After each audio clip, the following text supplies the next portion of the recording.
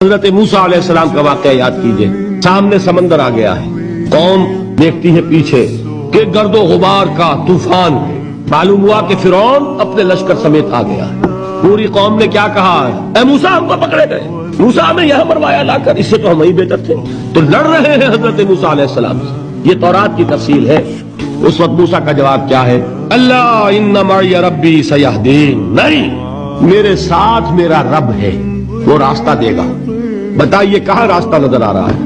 یہ ہے ایمان بالغیب. راستہ نظر نہ آئے تب اللہ پر یقین ایمان ہے. جیب میں پیسے ہوں تب دل کو اطمینان ہے. تو ایمان کس پر ہوا؟ پیسے پر، اللہ پر نہیں.